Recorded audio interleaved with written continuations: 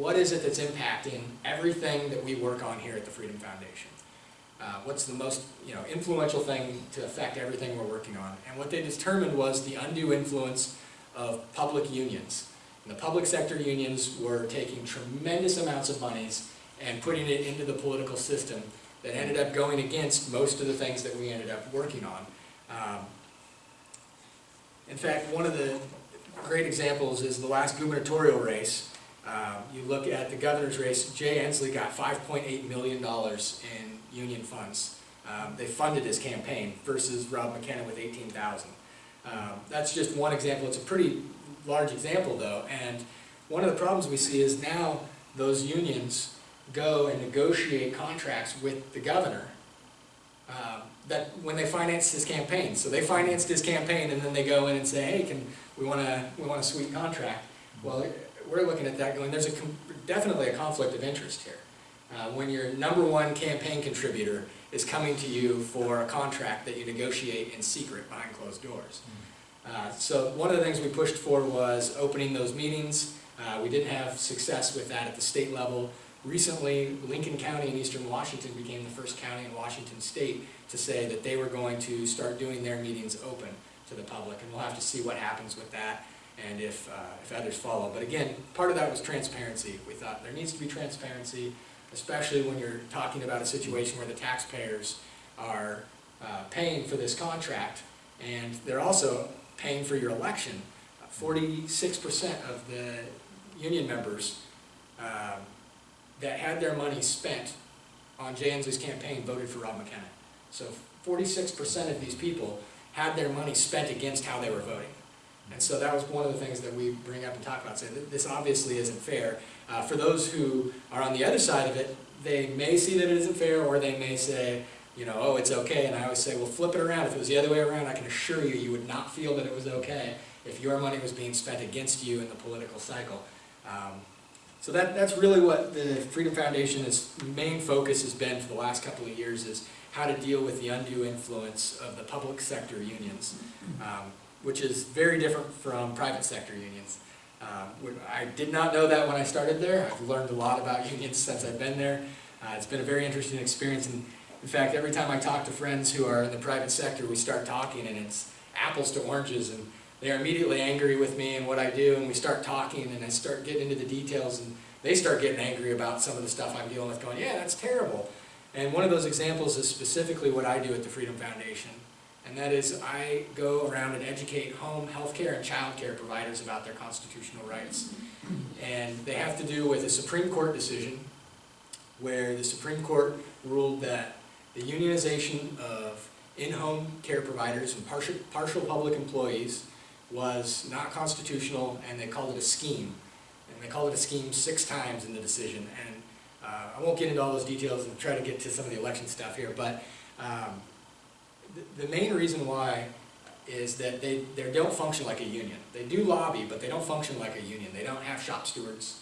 They don't have a grievance process. In fact, I had a guy who was in the Teamsters for 20 years call me up and say that he had some issues, and he called them up and wanted to file a grievance, and they told him that there was no grievance process. And he just couldn't believe it and was outraged and said, well, I'm going to get on the phone with National. And they said, oh, we'll plug in. And long story short, he ends up talking to them and saying, well, this is ridiculous. I'm going to write something up, and I'm going to drive up to the office in Seattle and drop it off. And they said, sir, you can't come to the office. It's a security risk. And he said his head just about exploded. He was so furious. And again, I mean, this is just a huge difference between a traditional private sector union and a public sector union. And this isn't even every public sector union. This is a very specific one. Yeah. Is this a closed shop state? It is.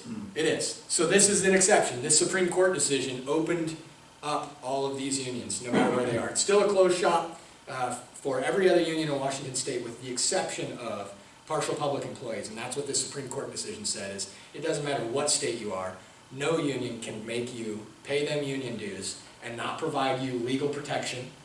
If someone files, if you have a client and your client presses charges against you or alleges you did something, you call the union, they say, kick rocks, we're not going to do anything for you.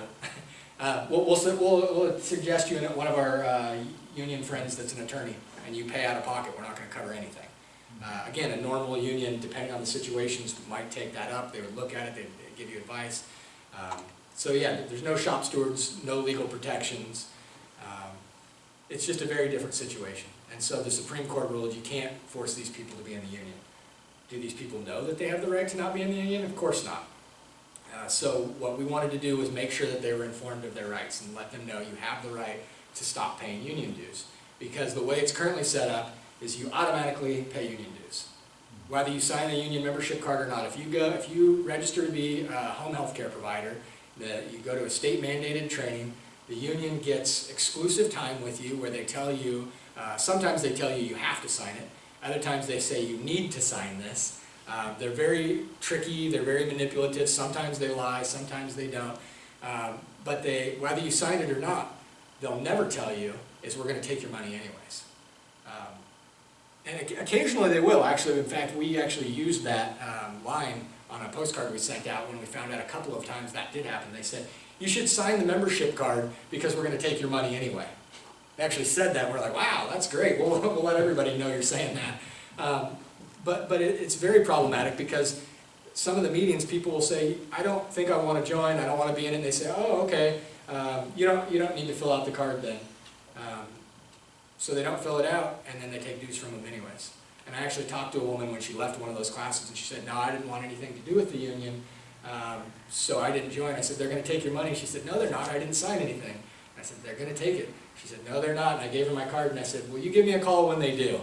And about a month and a half later, I got a call from her saying, they did. They took money out of my account. And I said, yep. Unfortunately, the way it's set up, and the state legislature is not helping us right now, they take your money anyway. So you have to actively fill out a form and send it in telling them to stop taking money from you.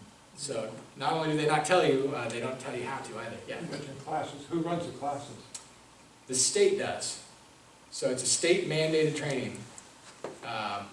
There is a partnership. Okay, so yeah, there's a partnership that SEIU has set up. They've given themselves, in the contract with the state of Washington, they've given themselves monopoly rights to provide training as well. Yes, yeah. So, and that's something that really confuses people when it comes to some of the benefits, like they've got health care in their contract. That, granted, SEIU did negotiate that for them, so that is something that the union did do for them. When they negotiated a contract, they did negotiate health care for them. But that contract is with the state of Washington. They did it. It exists. Like if you hired an attorney to go do something in court for you, they did it. They're done. Their services are over. You've got this contract. You've got the results, whatever it is. So that's what happened. And that's, again, the difference between someone you hired to lobby for you and an actual union that's there for you in the time between, where this union really isn't. They're there for you once every 2 years, and they're collecting $50 million to negotiate a contract once every 2 years. And they're sending tens of millions of dollars back east to spend on other campaigns. They spend it on city council races. They spend it on initiatives.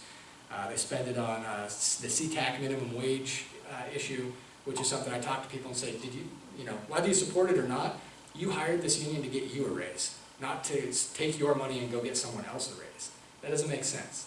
I mean, if you wanted to donate to a cause outside of your district that doesn't directly benefit you, that's one thing. But why would your union go and spend your money helping other people? So